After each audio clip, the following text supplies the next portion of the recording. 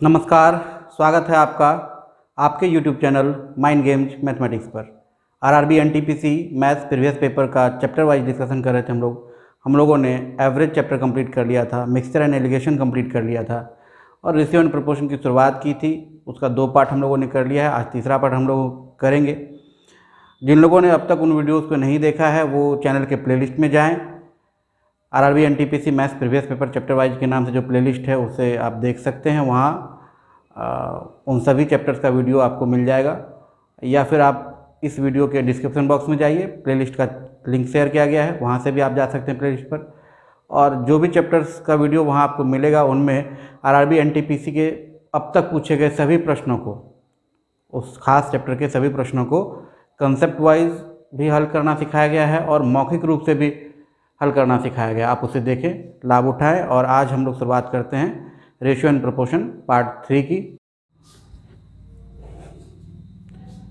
आइए पहला प्रश्न करते हैं। पहला प्रश्न क्या कह रहा है, देखिए पहला प्रश्न कह रहा है, दिव्या ने 25,000 रुपये निवेश कर एक व्यापार प्रारंभ किया। 6 महीने बाद रीता 40,000 रुपये निवेश कर उस व्यापार में शामिल हो गई। 2 वर्ष बाद लाभ का अनुपात क्रमशः क्या होगा, है ना। पार्टनरशिप में 2 या 2 से अधिक लोग एक साथ व्यापार करते हैं, अलग अलग पूंजी लगाकर, है ना। जैसे मान लिया जाए कि 2 साल के लिए कोई व्यापार चला है ना, उसमें 2 या 3 लोग थे, 3 लोग थे मान लिया जाए। तो जिस व्यक्ति ने जितनी पूंजी लगाई होगी और उसकी पूंजी जितने समय तक व्यापार में रही होगी, है ना, उसी रेशियो में हम लोग उस लाभ का बंटवारा करेंगे। जैसे ए की पूंजी ए थी और ये T1 समय के लिए व्यापार में रही है, बी की पूंजी बी थी और ये T2 समय के लिए व्यापार में रही है, सी की पूंजी सी थी और ये T3 समय के लिए व्यापार में रही है। तो जो लाभ का बंटवारा होगा वो ए की पूंजी गुना उसका समय, बी की पूंजी गुना उसका समय, सी की पूंजी गुना उसका समय, यानी पूंजी गुना समय के अनुपात में लाभ का बंटवारा हम लोग करते हैं। एक्चुअली होता क्या पार्टनरशिप में, जैसे कोई 20,000 रुपया निवेश कर शामिल हुआ, है ना, किसी व्यापार में, और 7 महीने तक उसका 20,000 रुपया रहा, तो 7 महीने तक 20,000 का लाभ मिलेगा। 7 महीने बाद मान लीजिए उसने अपना आधा पूंजी निकाल लिया, तो अगले 5 महीनों तक, अगर साल भर के लास्ट में आपको कैलकुलेट करना है प्रॉफिट, तो अगले 5 महीनों तक उसका पूंजी कितना रहा, 10,000, है ना। तो पहले 7 महीनों तक 20,000 का लाभ उसको मिलेगा और अगले 5 महीनों तक उसको कितना का लाभ मिलेगा, 10,000 का। तो उसका पूंजी गुना समय इस तरीके से हम लोग कैलकुलेट करेंगे। बहुत लोग इसमें कन्फ्यूजन में रहते हैं कि 20,000 रुपया निवेश कर शामिल हुआ मतलब हर महीने 20,000 रुपया निवेश कर रहा है, या हर साल वार्षिक कैलकुलेशन है तो हर साल 20,000 रुपये करके निवेश कर रहा है। ऐसा नहीं है। एक बार जो उसने निवेश किया वही पूंजी उसकी उतने समय के लिए व्यापार में चल रही है ना। जैसे उसने 20,000 रुपये निवेश किया है 7 महीनों तक के लिए, तो वही 20,000 उसका 7 महीने तक चले। ऐसा नहीं कि हर महीने, अगर हर महीने वो निवेश करेगा 20,000 तो पहले महीने 20,000 का लाभ मिलेगा, दूसरे महीने 20 पहले वाला और 20 और निवेश कर देगा तो 40,000 का लाभ मिलेगा, तीसरे महीने 60,000 का लाभ मिलेगा। ऐसा भी प्रश्न आपको मिलेगा पार्टनरशिप में। जैसे एक प्रश्न मैं कह रहा हूँ कि कोई व्यक्ति 20,000 रुपया लगाकर व्यापार शुरू करता है और दूसरा व्यक्ति जो है 25 रुपया प्रति महीने की दर से व्यापार में लगाता है। ठीक, पहला व्यक्ति 6 महीने बाद अपना आधा पूंजी निकाल लेता है, दूसरा व्यक्ति अपनी पूंजी में कोई छेड़छाड़ नहीं करता, साल भर के बाद लाभ का अनुपात ज्ञात कीजिए। तो वहाँ जो हम लोग काम करेंगे तो पहला व्यक्ति का पहले 6 महीने के लिए 20,000, फिर अगले 6 महीने के लिए 10,000, लेकिन दूसरा व्यक्ति का पहला महीना 2500, दूसरा महीना 5,000, तीसरा महीना 7500, चौथा महीना 10,000, इस तरह से बढ़ता रहेगा। नहीं, तो वहाँ हम लोग उस तरीके से काम करेंगे। ठीक है, तो इस कन्फ्यूजन में नहीं रहना है कि 20,000 रुपया लगाकर निवेश कर रहा है तो हर महीने 20,000 ला रहा है। 20,000 रुपया महीना निवेश करेगा तो हर महीने उसकी पूंजी बढ़ती चली जाएगी और अगले महीने बढ़ी हुई पूंजी पर लाभ मिलेगा। तो फाइनली जो हमको करना है इस चैप्टर में पार्टनरशिप में, वो लाभ का अनुपात पूंजी गुना समय के अनुपात में देना। अगर मान लीजिए कि 2 व्यक्तियों का समय बराबर है तो केवल पूंजी के अनुपात में लाभ दे देंगे, अगर पूंजी बराबर है तो केवल समय के अनुपात में लाभ दे देंगे। नहीं, अगर पूंजी भी नहीं मालूम है, समय भी नहीं मालूम है, लेकिन पूंजियों का अनुपात मालूम है, समय का अनुपात मालूम है, तो पूंजी और समय का अनुपात मालूम रहने पर हम सीधा दोनों को मल्टीप्लाई कर दें, है ना, उससे भी पूंजी गुना समय का अनुपात आ जाएगा। देखिए यहाँ पर दिव्या जो थी उसने 25,000 रुपया निवेश किया था और रीता जो थी उसने निवेश किया था 40,000। ये दोनों की पूंजी है। इसका समय कितना है, ये पूरे 2 साल तक व्यापार में रही है, इसने कोई छेड़छाड़ नहीं किया। इसका समय कितना है, इसका समय ये 6 महीने बाद शामिल हुई थी और कैलकुलेशन हम लोग 2 साल बाद कर रहे हैं, है ना। 2 साल बाद कर रहे हैं, 6 महीने बाद शामिल हुई है तो ये 1.5 साल ही रही। या तो आप वर्ष में ले लीजिए समय, वर्ष में लीजिएगा तो इसका 2 हो जाएगा, इसका 1.5 हो जाएगा। महीना में भी समय ले सकते हैं, 25,000 गुना इसका हो जाएगा 24, इसका 40,000 गुना हो जाएगा कितना 18, 1.5 साल। तो कहीं से पहले रेशियो वही आना है। क्लियर है? तो जब भी इस तरह क्वेश्चन आप देखें, आप प्रयास ये करें कि हमारा कैलकुलेशन कम से कम हो। ठीक है, कम से कम होने का क्या मतलब हुआ कि हम पहले पूंजी का अनुपात ले लें और फिर समय का भी अनुपात ले लें। मान लीजिए पूंजी का अनुपात आपका A अनुपात B है, समय का अनुपात T1 अनुपात T2 है, तो इसका पूंजी गुना इतना समय A T1, इसका पूंजी गुना इसका समय B T2, बस ये निकाल लें। तो यहाँ 25,000 और 40,000 है, 25,000 और 40,000 का रेशियो 300 ना कट गया, 25 40, 5 5 25, 5 8 40, 5 अनुपात 8, यानी इसकी पूंजी 5 है तो इसकी पूंजी 8 है। टाइम देखें अगर हम लोग, तो पहले का टाइम 2 साल और दूसरे का टाइम 1.5 साल, तो रेशियो देखिए कितना है 2 और 3/2, यानी 4 अनुपात 3 का, नहीं 4 अनुपात 3 का, 2 साल और 3/2 साल, 4 अनुपात 3 का। तो फाइनली जो लाभ का अनुपात आएगा वो यही आएगा 20 अनुपात 24। ये और भी कट रहा है, 4 दूनी 8 कट रहा है, नहीं तो 5 अनुपात 6 का। क्लियर है? तो अगर हमको क्वेश्चन पढ़ते ही ये पता चलता है, इतना कुछ लिखने पढ़ने की आवश्यकता हमको है नहीं किसी भी क्वेश्चन में। क्लियर है? तो आप क्वेश्चन पढ़ते ये प्रयास करें कि अगर हम पूंजी का अनुपात इजीली ले सकते हैं तो वो ले लें, समय का अनुपात इजीली ले सकते हैं तो वो ले लें, जहाँ नहीं ले सकते तो जो समय है एक्चुअल वही यूज़ कर लेंगे। जहाँ पूंजी का अनुपात नहीं ले सकते, नहीं कट रहा है सरल अनुपात में, तो जो पूंजी है एक्चुअल वही यूज़ करेंगे। लेकिन जहाँ ले सकते हैं क्वेश्चन पढ़ते ही, वहाँ हम लोग ऐसा काम करेंगे। क्लियर है? तो आपका आंसर यहाँ पर आ जाएगा 5 अनुपात 6। चलिए आगे बढ़ते हैं। अगला प्रश्न देखिए क्या कह रहा है। अगला प्रश्न कह रहा है मेरे खर्च और बचत के बीच का अनुपात है 3 अनुपात 4। खर्च और बचत, मैं और कौन है? मैं ही है दोनों बार। मेरे खर्च और बचत के बीच अनुपात 3 अनुपात 4 है और यह अनुपात हमको 4 अनुपात 3 करना है, तो हमको खर्च में कितने प्रतिशत की वृद्धि करनी पड़ेगी। यहाँ इसने आय के बारे में बात नहीं की है ना। इसका मतलब हमको आय रखना है कांस्टेंट, आय में कोई वृद्धि और कमी नहीं करनी है। आय क्या होता है? खर्च जोड़ बचत, खर्च जोड़ बचत। संयोग देखिए यहाँ आय कांस्टेंट है, यहाँ भी आय हमारा 7 रुपये है, यहाँ भी आय हमारा 7 रुपये है ना। तभी देखिए हमने अगर खर्च को बढ़ाया है तो बचत में कमी हुई है, होगा ही। अगर दो चीज़ का जोड़ कांस्टेंट है, किसी एक को बढ़ाइएगा दूसरा घटेगा। दो चीज़ का प्रोडक्ट कांस्टेंट है तब भी ऐसा होता है। तो यहाँ देखिए क्या है, अगर हमको 3 अनुपात 4 से 4 अनुपात 3 करना है तो हम लोग आय को कांस्टेंट रख लें। ये भी 7 है, ये भी 7 है, कांस्टेंट है, हमको कुछ करने की आवश्यकता नहीं है। अगर नहीं होता तो एलसीएम लेके सेम कर लेते। और यहाँ देखिए खर्च कितना बढ़ा है, 3 में 1 की वृद्धि, 3 से 4 हुआ है, 3 में 1 की वृद्धि मतलब 1/3, 1/3 का मतलब 33.1/3% है ना। गुना 100 करेंगे तो 33.33%। ये आपके ऑप्शन में है, देखा जाए है या नहीं है, डी नंबर ऑप्शन। ठीक है, तो यही आंसर हो जाएगा। चलें आगे। चलिए अगला प्रश्न देखिए क्या कर रहा है। A अनुपात B अनुपात C बराबर 1 अनुपात √3 अनुपात 2। यदि C का मान 4 है तो B कितना होगा। C का मान 4 है, C 2 था, 2 4 है तो 3 √3 कितना होगा, 2√3, 2 से मल्टीप्लाई हो रहा है। B नंबर ऑप्शन आपका। ठीक है, चलिए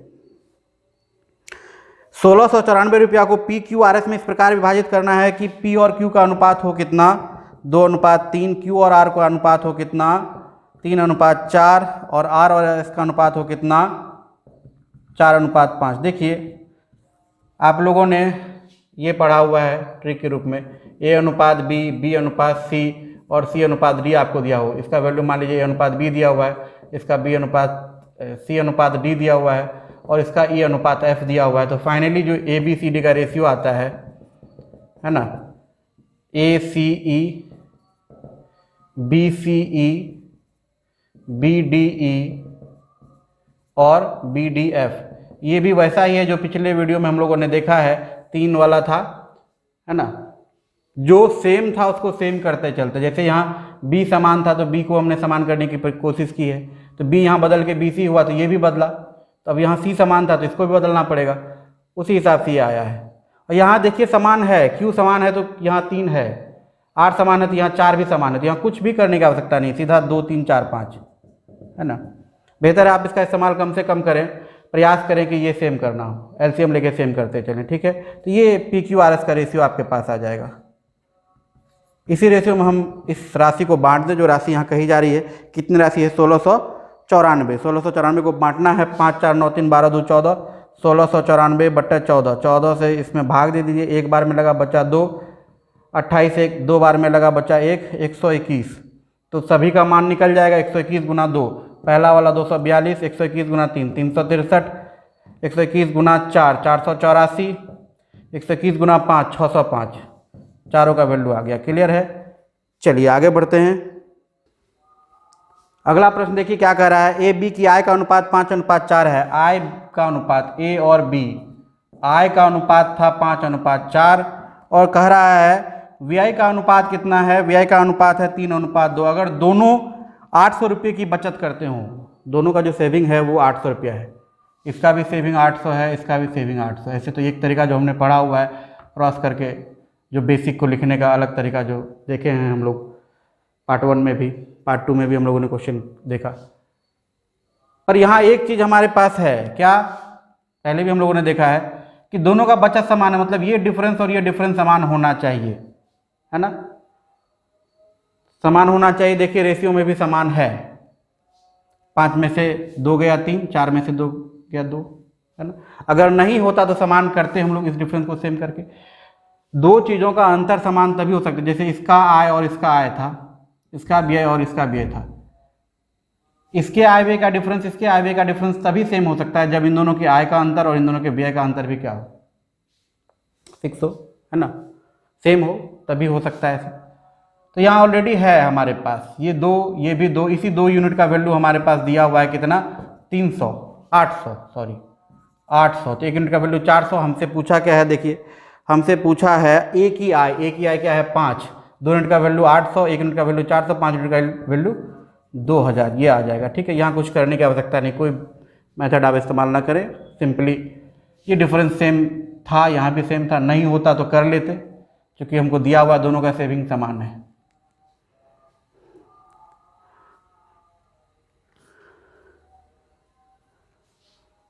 अगले प्रश्न में देखिए क्या कह रहा है। किन्हीं 2 स्टेशनों के बीच प्रथम श्रेणी और द्वितीय श्रेणी के किरायों का अनुपात 4:1 है। प्रथम श्रेणी और द्वितीय श्रेणी किराया का अनुपात 4:1 है ना? और यात्रियों की संख्या, इसका रेशियो कितना है? 1:40। यानी प्रथम श्रेणी से एक व्यक्ति यात्रा करता है तो द्वितीय श्रेणी से 40। इस एक व्यक्ति का दर कितना है? 4 रुपया। तो टोटल किराया जो हमारे पास आएगा, कुल किराया जो आएगा दोनों श्रेणी से अलग अलग, इनका अनुपात हो जाएगा 1 गुना 4, 4, 40 गुना 1, 40, यानी 1:10। अब हमको यहाँ कह रहा है यदि कुल 11,000 रुपये के रूप में किराए के रूप में एकत्रित हुए हों, ये 11 जो है टोटल किराया है, इसका वैल्यू है 11,000। तो प्रथम श्रेणी के यात्रियों से प्राप्त किराया एक का वैल्यू कितना हो जाएगा? 1,000। क्लियर है? कोई दिक्कत नहीं है? चलिए आगे बढ़ते हैं। अगला जो प्रश्न देखिए क्या कर रहा है।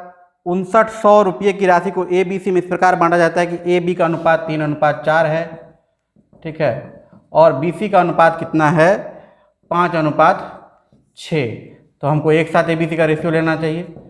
बी को समान करेंगे तो दोनों है को प्राइम, मल्टीप्लाई ही करना पड़ेगा, तो हो जाएगा 15, 20 और 24। क्लियर है? बी को कितने रुपये मिलते हैं? 15, 20, 24। 15, 20, 35, 20, 55, 4, 59। 59 यूनिट का वैल्यू 5900 है, तो बी के मिलने वाला 20 यूनिट का वैल्यू कितना हो जाएगा? 2000 यानी 2000। क्लियर है?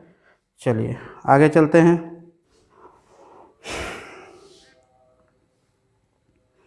अगला प्रश्न देखिए क्या कह रहा है। रसायन शास्त्र की कक्षा में 27 विद्यार्थी हैं, 22 विद्यार्थी भौतिकी की कक्षा में हैं। इनमें से 7 विद्यार्थियों ने रसायन शास्त्र और भौतिकी दोनों लिया है। केवल भौतिकी लेने वाले विद्यार्थियों और केवल रसायन शास्त्र लेने वाले विद्यार्थियों का अनुपात ज्ञात कीजिए। ठीक है, कक्षा में जितने भी विद्यार्थी उन्होंने या तो भौतिकी लिया है या रसायन शास्त्र लिया है या दोनों लिया है। रसायन का ये मान लीजिए कि था, वेन डायग्राम हम लोग बना रहे हैं, सेट थ्योरी का कंसेप्ट इसमें लग रहा है, फार्मूला भी देखेंगे अभी। ये हमारा भौतिकी का सेट था, ठीक है। तो टोटल विद्यार्थी होने चाहिए 27। 27 में से 7 ऐसा है जो कॉमन है, तो इधर रहा होगा 20। 22 विद्यार्थी होने चाहिए भौतिकी में, उसमें से 7 यहाँ है तो यहाँ बचेगा 15। ये आपका बन जाएगा वेन डायग्राम, ठीक है। पूरा क्लास इन्हीं दोनों सेट से है, तो हमको अलग से यूनिवर्सल सेट बनाने की आवश्यकता नहीं। तो यहाँ देखिए हमसे पूछ रहा है केवल रसायन, केवल भौतिकी और केवल रसायन, केवल भौतिकी 15, केवल रसायन 20, 15 और 20 का अनुपात 3:4। ठीक है, ये 7 कॉमन आ गया। ये टोटल केमिस्ट्री वाले लोग थे, उसमें से 7 लोग ऐसे हैं जिन्होंने केमिस्ट्री के साथ साथ फिजिक्स भी लिया है, तो 20 लोग ऐसे बचेंगे जो केवल केमिस्ट्री वाले बचेंगे। ठीक, टोटल 22 लोग थे फिजिक्स लेने वाले, 7 लोग ऐसे थे जिन्होंने दोनों लिया है, तो केवल फिजिक्स लेने वाले बचेंगे 15। ठीक,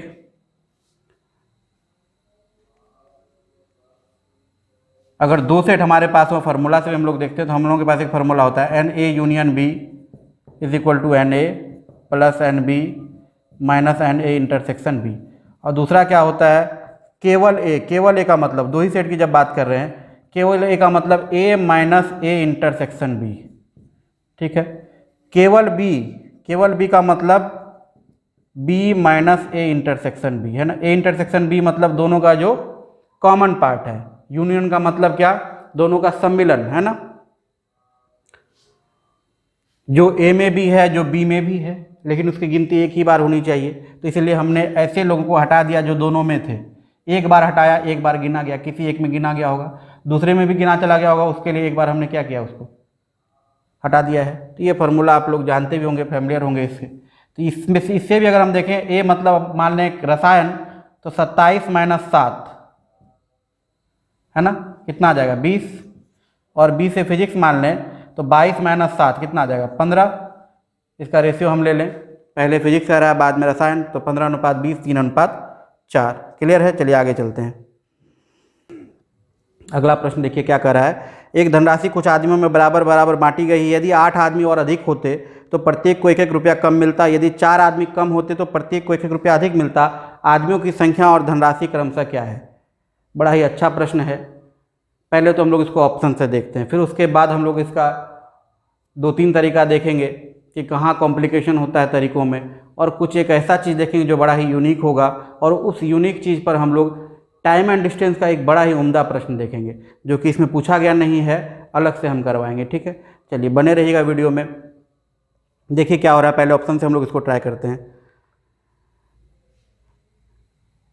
पहला ही ऑप्शन हमारे पास है 16 और 48, 16 आदमी और 48 रुपया। नहीं, तो देखिए क्या ये दिए गए कंडीशन को सेटिस्फाई करता है। यदि 8 आदमी और अधिक होते, अभी कितना रुपया मिल रहा है प्रत्येक आदमी को 3 रुपया। अगर 8 आदमी और अधिक रहते, 24 आदमी होते, तो कितना मिलता 2 रुपया। ये कंडीशन तो सेटिस्फाई हो गया कि एक कम मिलता।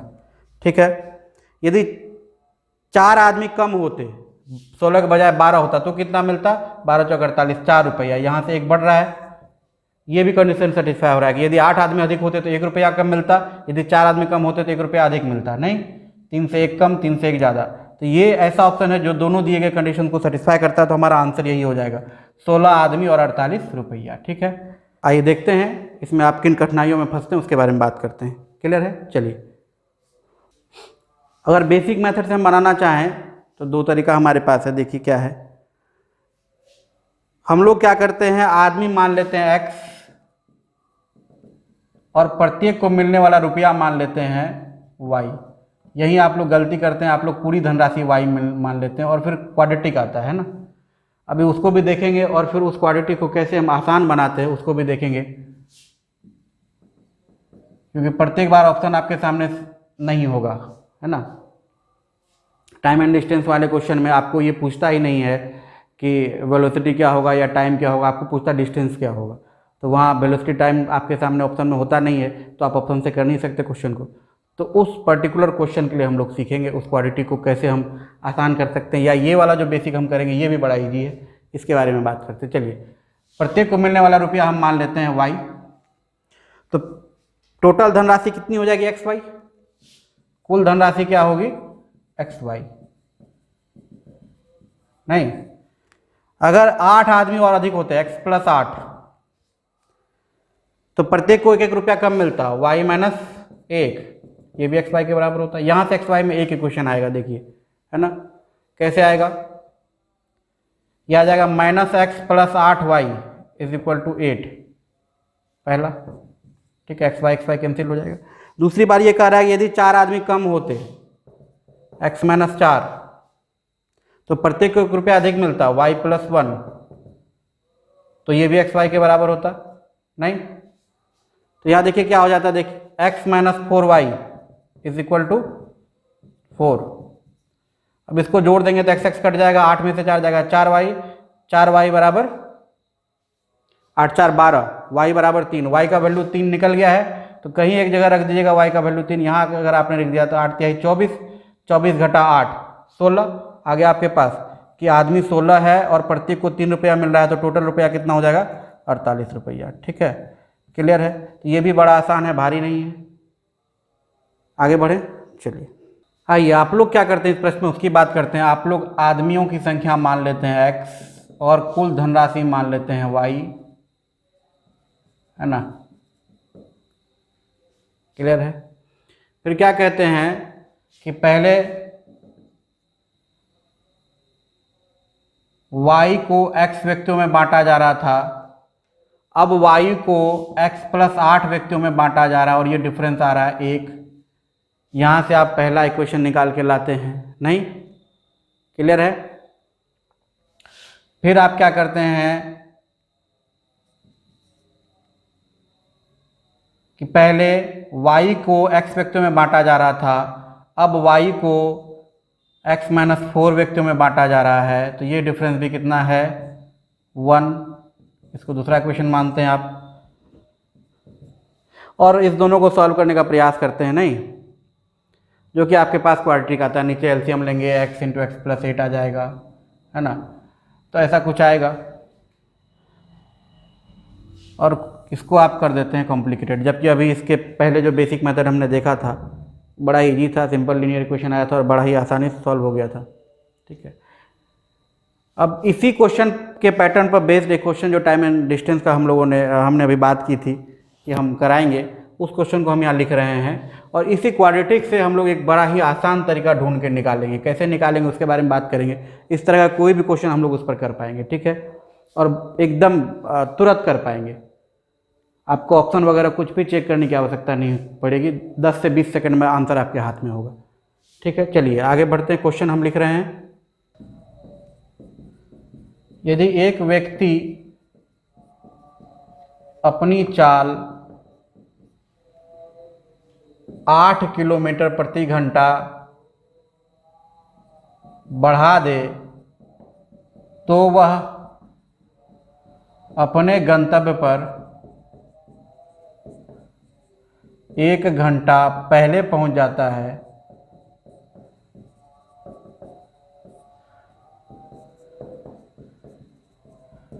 और यदि वह अपनी चाल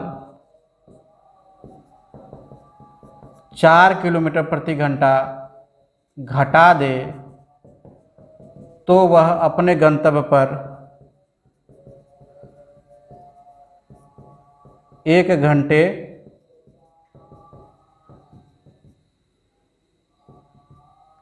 देरी से पहुंचता है। नहीं, अब बताइए इस क्वेश्चन और वो जो क्वेश्चन अभी हमने आपको दिख रहा है सामने कि अगर 8 व्यक्ति ज़्यादा होते तो प्रत्येक को 1 रुपया कम मिलता, और 4 व्यक्ति कम होते तो प्रत्येक को 1 रुपया ज़्यादा मिलता। दोनों क्वेश्चन में कोई डिफरेंस नहीं है। तो इसको भी बेसिक तो वो है जो हमने सीखा लीनियर इक्वेशन वाला, उस पर बना सकते हैं कि हम वेलोसिटी को भी मान लें, टाइम को टी मान लें, कभी डिस्टेंस नहीं मानेंगे। ठीक है, हमको यहाँ दूरी निकालने के लिए दिया है, दूरी क्या है, उसके गंतव्य की दूरी क्या है। ठीक, कभी डिस्टेंस नहीं मानेंगे। जैसे हम लोगों ने धनराशि को y माना था तो हम फंसे थे क्वाड्रेटिक में, तो यहाँ भी अगर डिस्टेंस को मान करके चलेंगे तो हम फंसेंगे क्वाड्रेटिक में। तो अगर हम बेसिक से करना चाहते हैं सवाल, तो हमेशा हम वेलोसिटी और टाइम को लेके चलें। ठीक है, जैसे अभी हम लोगों ने आदमियों की संख्या और प्रत्येक को मिलने वाला रुपया लेके किया था लीनियर इक्वेशन वाला। ठीक है, उस तरीके से इसको भी सॉल्व कर सकते हैं, बहुत भारी नहीं है। अब हमने बात की थी कि क्वाड्रेटिक से कैसे हम लोग निकाल के लाएं एक छोटा सा चीज़। देखिए वो छोटा चीज़ क्या है, यहाँ हम चाल की बात कर लें, यहाँ समय की बात कर लें। ठीक है, चाल में हो रहा है वृद्धि, चाल किस में हम नाप रहे हैं, 8 किलोमीटर प्रति घंटा में, समय हम माप रहे हैं घंटा में। चाल हम बढ़ा रहे हैं 8 किलोमीटर प्रति घंटा से, तो समय हमारा घट रहा है 1 से। ठीक है, चाल हम घटा रहे हैं 4 किलोमीटर प्रति घंटा, समय हमारा बढ़ रहा है 1 घंटा। आप क्या कीजिए, इसका क्रॉस मल्टीप्लिकेशन कर लीजिए। ठीक है, 8 गुना 1 8, 4 गुना 1 4, ये रेशियो आपका आ गया 8/4 यानी 2/1। ये जो रेशियो आएगा आपको पता है ये रेशियो किसका आएगा? ये रेशियो आएगा बढ़ा हुआ चाल और घटा हुआ चाल का। ये रेशियो आएगा बढ़ा हुआ समय और घटा हुआ समय का। नहीं, ये रेशियो आएगा बढ़ा हुआ चाल और घटा हुआ चाल का, या बढ़ा हुआ समय और घटा हुआ समय का। और इससे हम इजीली काम कर सकते हैं। देखिए, ये अगर बढ़ा हुआ चाल है, ये घटा हुआ चाल है। बढ़ा हुआ चाल और घटा हुआ चाल के बीच का डिफरेंस कितना है? बढ़ा हुआ चाल 8 बढ़ा है और घटा हुआ चाल 4 घटा है, तो इन दोनों के बीच का डिफरेंस 12 है। यहाँ डिफरेंस कितना है? 1 1 बराबर 12, 2 बराबर 24 और यहाँ 1 बराबर 12, यानी गति जो है वो बढ़ के 24 हुई है, घट के 12 हुई है। तो कितना बढ़ के 24 हुई है? 8। तो ओरिजिनल गति कितनी होगी? 16। टाइम की बात अगर हम करें तो बढ़ा हुआ समय जो है वो 1 बढ़ने के बाद आया होगा और घटा हुआ समय जो है वो 1 घटने के बाद आया होगा। तो बढ़े हुए समय और घटे हुए समय के बीच का डिफरेंस भी कितना आएगा? 2 घंटा। यहाँ देखिए अनुपात में ये डिफरेंस कितना है? ये 1 बराबर 2 घंटा, तो ये आ जाएगा 4 घंटा, ठीक है, और ये आ जाएगा 2 घंटा। तो 4 घंटा 1 बढ़ने के बाद आया है, तो ओरिजिनल समय कितना आ जाएगा? 3 घंटा आपका दूरी हो जाएगा 48, ठीक। या फिर आपको ये दोनों नहीं भी निकला हो तो केवल ये बढ़ा हुआ चाल 24 निकला था, घटा हुआ समय निकला 2 घंटा, 24 दूनी 48, या घटा हुआ चाल 12 निकला था, बढ़ा हुआ समय 4 निकला था, तो 12 चौक 48, वहाँ से भी आप निकाल सकते हैं। तो ये क्वेश्चन जो आदमी वाला था उसको भी इस पर हम कर सकते थे, बस यहाँ आदमी होता, यहाँ प्रत्येक को मिलने वाला रुपया होता, सेम पैटर्न। क्लियर है? अब बात करते हैं ये आता कहाँ से है, इसके बारे में। चलिए बने रहिए हमारे साथ, अभी इसकी बात करते हैं ये कहाँ से आता है। बोर्ड पर जगह कम है, इसको मिटाना पड़ेगा। ये चाल है और ये आपका समय है। चाल को v1 किलोमीटर प्रति घंटा से बढ़ाता है तो टाइम उसका t1 से घट जाता है, या चाल को v2 से घटाता है तो टाइम उसका t2 से बढ़ जाता है। ठीक है, क्लियर है? तो देखिए क्या होगा, अगर डिस्टेंस हमारा d हो, डिस्टेंस हमारा d हो, ओरिजिनल चाल हमारा v हो, टाइम हमारा t हो, तो क्वाड्रेटिक जो हम लोग बनाएंगे वो क्या बनाएंगे? देखिए d बटे v, ये पहला वाला समय था। अब d बटे v प्लस v1, ये बाद वाला समय, ये डिफरेंस आया है t1। इसको सॉल्व करेंगे, देखिए d कॉमन आ जाएगा, ये v प्लस v1 ऊपर, ये v इधर, माइनस है बीच में, v भी घट जाएगा, d गुना v1 बटे v into v plus v1 बराबर इधर क्या आ गया? t1। ठीक है, क्लियर है? इसको रहने दीजिए ऐसे ही।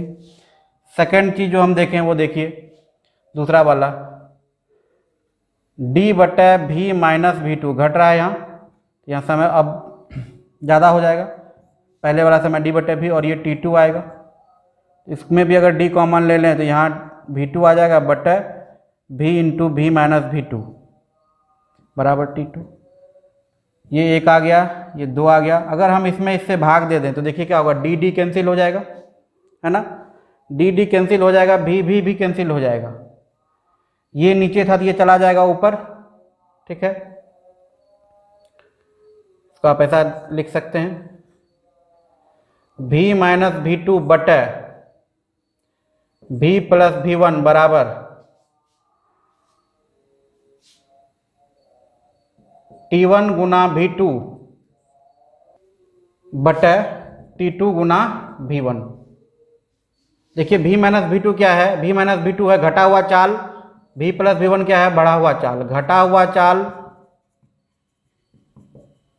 बटे बढ़ा हुआ चाल, नहीं, t1 क्या है? समय में कमी, v2 क्या है? चाल में कमी, समय में कमी, चाल में कमी बराबर समय में कमी गुना चाल में कमी बटे t2 क्या है? समय में वृद्धि, और v1 क्या है? चाल में वृद्धि। समय में वृद्धि गुना चाल में वृद्धि। ठीक है, क्लियर है? ऐसा रेशियो आ गया। यही सेम चीज़ अगर हम t के साथ करें कि यहाँ हम t ले लें, यहाँ t माइनस t1 ले लें, यहाँ v ले लें, तो यही सेम रेशियो आपका घटा हुआ समय और बढ़ा हुआ समय का भी आएगा। इसी को हमने लिखने का तरीका ऐसा बदल दिया कि इसको क्रॉस कर दें। ठीक है,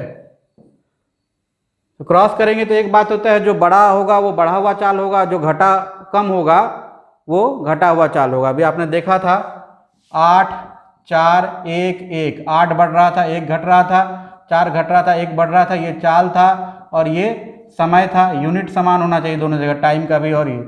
तो जैसे ही क्रॉस हमने किया ये रेशियो आ गया 8/4 यानी 2/1। 2/1 का मतलब हुआ कि जो बड़ा है वो बढ़ा हुआ चाल को बताएगा, जो कम है वो घटा हुआ चाल को बताएगा। बढ़ा हुआ चाल और घटा हुआ चाल के बीच का डिफरेंस कितना है कि ओरिजिनल चाल से 8 बढ़ा था, ये 4 घटा था, तो ये डिफरेंस 12 था। तो इस रेशियो में देखिए ये 1, इस 1 का वैल्यू 12 है तो 2 का वैल्यू 24, 2 का वैल्यू 24 यानी बढ़ा हुआ चाल 24 है, 8 बढ़ने के बाद 24, ओरिजिनल चाल कितना होगा 24 घटा 8 यानी 16। सिमिलर केस यहाँ भी है कि 8 आदमी बढ़ रहा था तो 1 रुपया घट रहा था, 4 आदमी घट रहा था तो 1 रुपया बढ़ रहा था। गुना कर दिए इस तरह से, ये जो रेशियो आया ये बढ़ा हुआ आदमी और घटा हुआ आदमी का, तो ये अंतर कितना है 1 1 बराबर 12, तो बढ़ा हुआ आदमी का वैल्यू 24 आ जाएगा तो ओरिजिनल आदमी 16।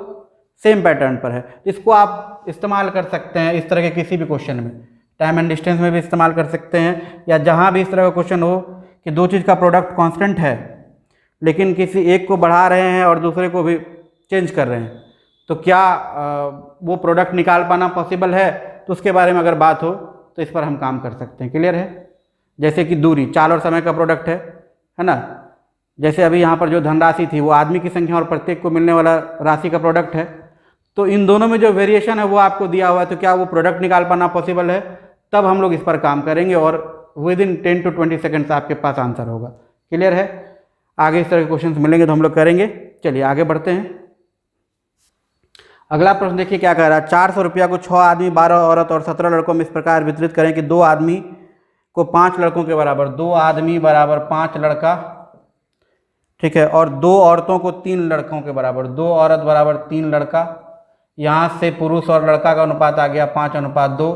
यहाँ से हमको लड़का ऊपर रख लेना चाहिए क्योंकि दोनों लड़का समान करना है। यहाँ ये रेशियो आ गया कितना 2/3। देखिए लड़का दोनों जगह सेम है ना, तो एक साथ हम लिख सकते हैं पुरुष अनुपात स्त्री अनुपात लड़का, 5 अनुपात लड़का की जगह 2 आ जाएगा और स्त्री की जगह 3, 5:3:2, यानी एक पुरुष को 5 रुपया मिलता है तो एक स्त्री को 3 रुपया मिलेगा और एक लड़का को 2 रुपया। इस रेशियो को हम दूसरे तरीके से भी ला सकते थे, और वो तरीका क्या होता है देखिए कि हमारे पास दिया हुआ था 2 पुरुष बराबर 5 लड़का और 3 लड़का बराबर 2 औरत। लड़का दोनों जगह समान कर लें तो ये हमारे पास आ गया कितना 5 और 3, एलसीएम लेंगे तो 15 करना पड़ेगा, इसको 15 करने के लिए 3 से मल्टीप्लाई, 6 पुरुष बराबर 15 लड़का, यहाँ 15 करने के लिए 5 से मल्टीप्लाई बराबर 10 औरत। ठीक है, अब देखिए एक चीज़ आप ध्यान दीजिएगा, अगर हमारे पास कुछ ऐसा लिखा हुआ है 2a बराबर 3b बराबर 4c, आप जानते हैं a अनुपात b अनुपात c क्या हो जाता है 1/2, 1/3, 1/4। ये ऐसा क्यों होता है, इसको बराबर अगर हम k माने तो a का वैल्यू k/2, b का वैल्यू k/3 और c का value k/4, k/2, k/3, k/4। जब हमने रेशियो लिया तो k कैंसिल आउट हो गया, 1/2, 1/3, 1/4। इसको सरल अनुपात में लिखने के लिए इसके एलसीएम से मल्टीप्लाई करना पड़ेगा। तो हम जैसे ही यहाँ देखें यहीं पर हम एलसीएम से मल्टीप्लाई कर देना, 2 3 4 का एलसीएम 12, 12 से हमने मल्टीप्लाई किया 2 6 का 12, ठीक है, a b c, 3 चौके 12 और 4 तिहाई 12, ये रेशियो आ गया। यहाँ पर भी आप करते तो वही की जाता। तो यहाँ देखिए 6 15 10 का एलसीएम 30, जैसे हमने 30 से मल्टीप्लाई किया m b w को बीच में ले लेते हैं, 6 5 30, 10 या 30, 15 दूनी 30, 5:3:2। तो पर्पस हमारा है कि इस रेशियो को ला पाना कि एक आदमी एक औरत और एक बच्चा को मिलने वाला राशि का अनुपात क्या है। तो आप यहाँ से ले आइए या फिर यहाँ से ले आइए, ठीक है, जैसे भी लाना हो आप ये रेशियो ले आते हैं। आसान है ये वाला अभी जो दिख रहा है। हमारे पास रेशियो आ गया 5:3:2, यानी एक पुरुष को 5 रुपया मिलता है तो एक स्त्री को 3 रुपया मिलेगा और एक बच्चा को 2 रुपया मिलेगा। हमारे पास है 6 पुरुष 12 स्त्री और 17 बच्चा, तो टोटल रुपया हमारे पास कितना हो जाएगा 6 5 30 प्लस 12 तिहाई 36, क्योंकि इसको 5 मिल रहा था, इसको 3 और इसको 2, 17 दूनी 34, यानी 100 रुपया। अगर हमको ये एक लड़का को 5, एक स्त्री को 3 और एक बच्चा को 2 मिलना है तो इनमें बांटने के लिए हमको 100 रुपया चाहिए। इसी 100 का वैल्यू हमको दिया हुआ है कितना, इस 100 का वैल्यू हमको दिया हुआ है 400। 100 यूनिट बराबर 400 तो 1 यूनिट बराबर 4 है ना, 100 यूनिट बराबर 400 तो 1 यूनिट बराबर 4। हमसे पूछा है तीनों को, एक आदमी एक औरत और एक लड़के को मिलाकर कुल कितने रुपये प्राप्त हुए। एक आदमी एक औरत और एक लड़के को मिलाकर 5 3 8 2 10, 10 मिनट बराबर 40। क्लियर है, कोई दिक्कत, सबको समझ में आ गई होगी बात। चलिए आगे बढ़ते हैं। अगला प्रश्न देखिए क्या कह रहा है। राहुल और राघव एक साथ मिलकर 1 घंटे में 260 फूल तोड़ सकते हैं। उनके फूल तोड़ने की क्षमता का अनुपात 8:5 है। जो जितना अधिक क्षमतावान होगा उतना ज़्यादा फूल तोड़ेगा, तो जो क्षमता का अनुपात है वही तोड़े गए फूलों की संख्या का भी अनुपात हो जाएगा। 260 को 8:5 में बांट दीजिए। 8 5 13, 13 दूनी 26, 1 यूनिट का वैल्यू 20। हमसे पूछा है राघव, बाद वाला व्यक्ति है ना, तो 5 यूनिट का वैल्यू कितना, 100। राघव 100 फूल तोड़ेगा। अगले क्वेश्चन पर चलते हैं, देखिए क्या कह रहा है। 3740 को 3 भागों में इस प्रकार विभाजित कीजिए कि पहले का आधा भाग a/2 बराबर दूसरे का 1/3 b/3 बराबर तीसरे का छठा c/6। ये सब आपस में बराबर हैं, तो जब भी ऐसा आपको लिखा हुआ रहे a/b/c, डायरेक्ट हम लिख सकते हैं 2:3:6। क्यों, इसको बराबर के मानेंगे तो a बराबर 2k, b बराबर 3k, c बराबर 6k, रेशियो लेंगे तो कैंसिल हो जाएगा, तो इसको डायरेक्ट ऐसा लिख सकते हैं। ये रेशियो आपके पास हो गया 2:3:6। हमको तीनों भाग निकालना है, तो 6 3 9 2 11, 11 से भाग दीजिए 3740। 1 यूनिट का वैल्यू 3740/11, 11 33, 11 चौके 44, 340। तो सबका वैल्यू अलग अलग निकालना है। पहला 340 गुना 2, 34 दूनी 68, 680। 680 वाला ऑप्शन है, एक ही ऑप्शन है 680 वाला, बस हो गया 680, 1020 और 2040। ठीक है, मल्टीप्लाई करने का आवश्यकता नहीं है।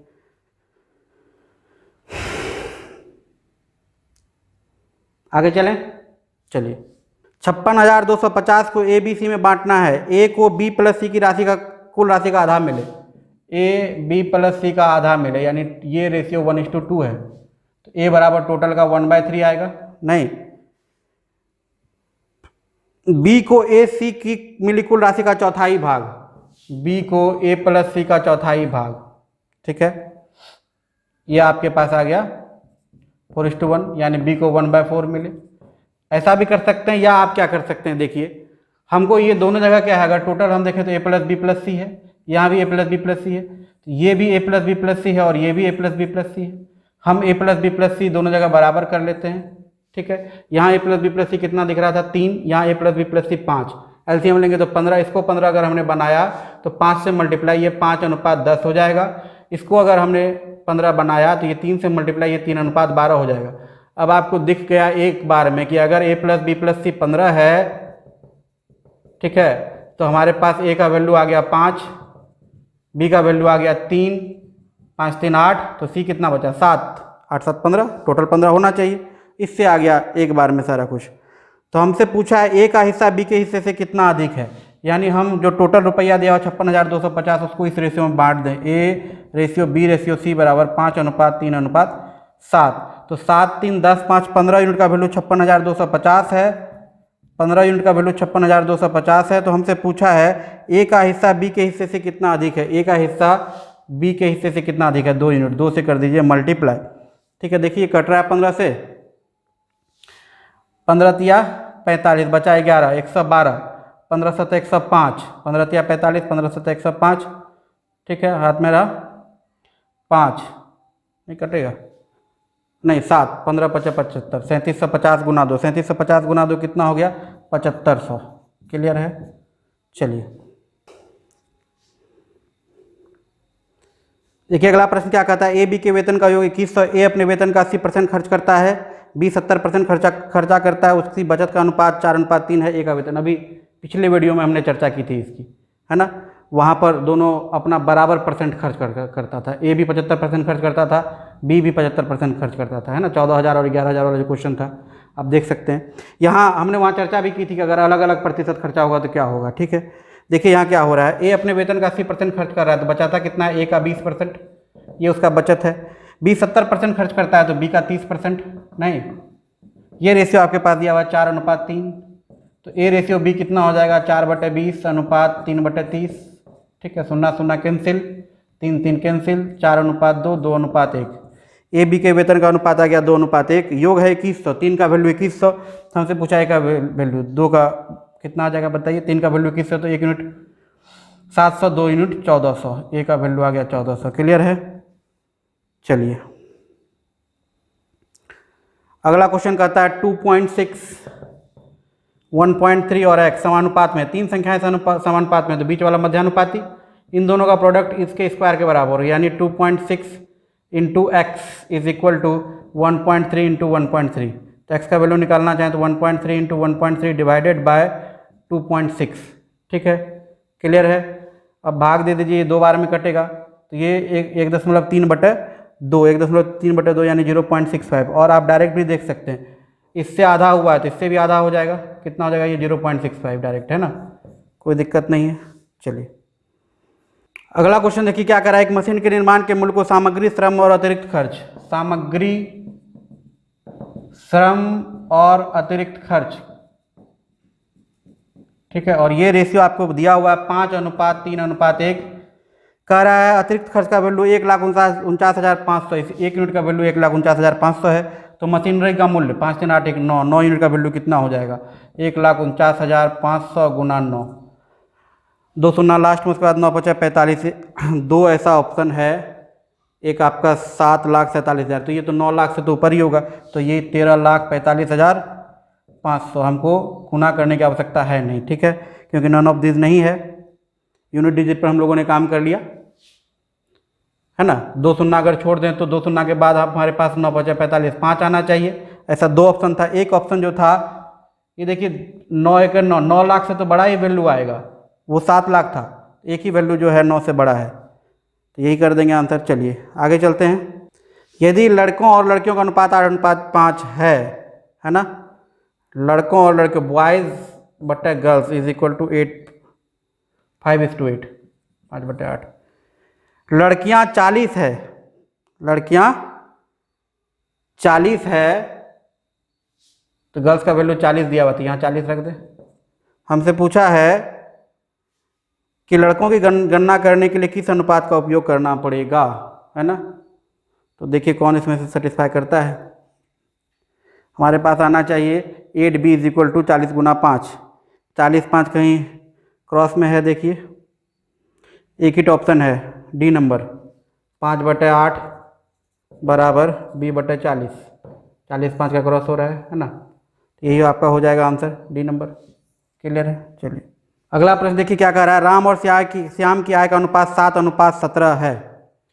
राम अनुपात श्याम 7:17, श्याम अनुपात सोहन, श्याम अनुपात सोहन ये है, ये भी 7:17। तो देखिए कितना हो जाएगा 49, ये कितना हो जाएगा 119, ये कितना हो जाएगा 289।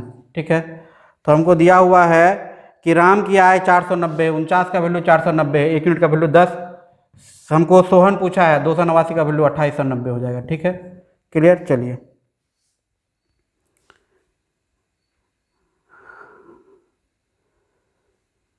अगला प्रश्न देखिए क्या कह रहा है, बड़ा ही अच्छा प्रश्न है।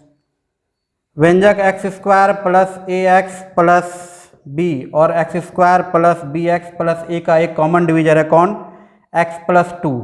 x+2 से इसमें भी भाग लगता है, x+2 से इसमें भी भाग लगता है। पॉलिनोमियल्स हम लोगों ने पढ़ा हुआ है, रिमाइंडर थ्योरम, फैक्टर थ्योरम सब। अगर x+2 से इसमें पूरा भाग लगता है तो x बराबर -2 रखने पर इसका वैल्यू 0 होना चाहिए। ठीक है, इस तरीके से देखते हैं। फिर एक और तरीका देखेंगे, वो बहुत छोटा सा तरीका देखेंगे, पहले इसको देख लेते हैं, बेसिक जो हमारा है। इसमें अगर हमने 2 रख दिया, देखिए यहाँ 4 हो जाएगा, यहाँ 2x हो जाएगा, यहाँ b हो जाएगा, है ना। तो 2x प्लस b का वैल्यू 4 उधर जाएगा तो -4, चूँकि इधर 0 होना चाहिए। एक इक्वेशन ये आ गया। दूसरा यहाँ रखेंगे हम लोग 4 2b प्लस a, तो 2b प्लस a का वैल्यू कितना आ गया -4। ठीक है, 2a है ये, सॉरी x का वैल्यू हमने 2 रखा था। अब इससे अगर कैलकुलेट करेंगे हम लोग तो देखिए क्या हो जाएगा, ये दोनों वैल्यू बराबर हो जाएगा, दोनों तरफ -4 है, तो 2a plus b is equal to 2b plus a। इससे क्या आ गया, a बराबर b, हमसे a और b का अनुपात पूछा है तो 1:1। क्लियर है, कोई दिक्कत। एक तरीका तो ये है हमारे पास। दूसरा तरीका अगर हम देखें, देखिए अगर ये वाला व्यंजक भी इसका मल्टीपल है, ये व्यंजक भी इसका मल्टीपल है, तो इनका डिफरेंस भी इसका मल्टीपल रहा होगा, है ना। क्लियर है, ये हम लोग SCFLC में पढ़ते हैं। अगर इनका कॉमन फैक्टर है ये, तो इनका डिफरेंस भी इसी का मल्टीपल रहा होगा।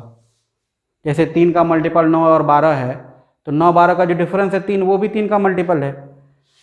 तो इनका डिफरेंस लेंगे तो होगा कितना, देखिए a माइनस बी, एक्स का कैंसिल हो जाएगा, a minus B into X plus B minus A.